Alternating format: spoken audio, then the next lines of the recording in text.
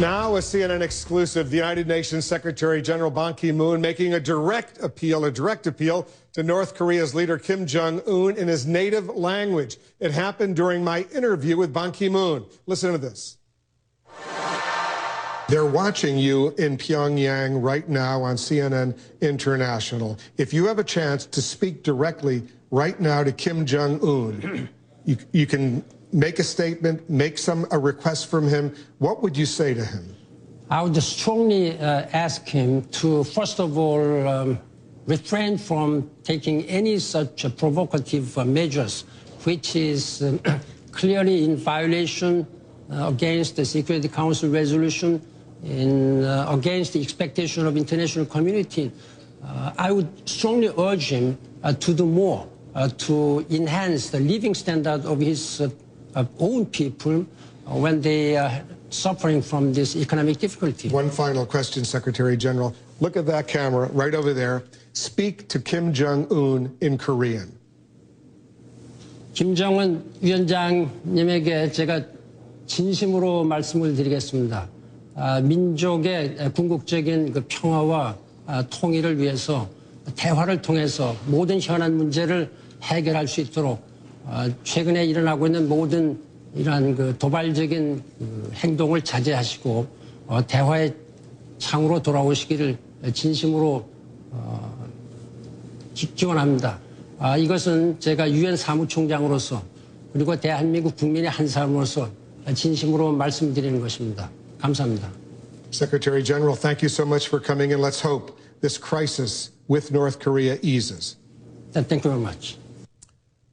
We're joined now by CNN's chief international correspondent, Christian Amanpour, the anchor of Amanpour on CNN International. Also, Fareed Zakaria. He's the host of CNN's Fareed Zakaria GPS. Christian, that was pretty powerful, I thought, when I asked him to speak in Korean directly to Kim Jong-un, and he made that appeal. What did you think?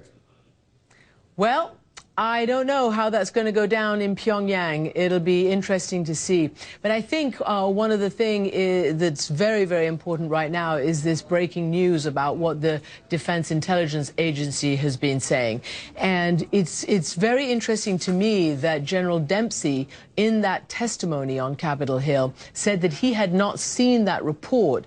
And I find that really interesting. I'm also interested to know, and I don't think it is, but whether it is the general consensus by the whole U.S. intelligence community that this so-called warhead or weapon can be sent on a missile. I spoke to one of the top-level scientists, one of the only Americans who goes into Pyongyang regularly, and not just into Pyongyang, but into the nuclear facilities.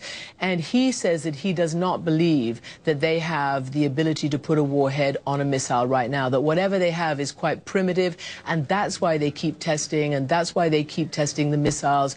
But he does not believe that one can be delivered by a missile, not even to South Korea. He told me that if they were going to threaten South Korea with any kind of nuclear device, and they probably have about 4 to 8 plutonium devices, he thinks, that would have to be delivered by truck, by plane, or by boat. He does not believe that they have the ability to put it on any missiles right now, but they perhaps working on that in order to deter the United States. Wolf? Fareed, and I think this new DIA assessment, it is pretty chilling, but let's get back a little bit to what Ban Ki-moon told me. First of all, he said he would be willing to go to North Korea and speak directly with Kim Jong-un. And then when I asked him to speak in Korean to the North Korean leader, you heard what he had to say. He made that direct appeal. I suspect that kind of gesture is precisely what the North Korean leader, Kim Jong-un, would like to see, to get that kind of respect, if you will, despite the provocative steps he's taken in recent days.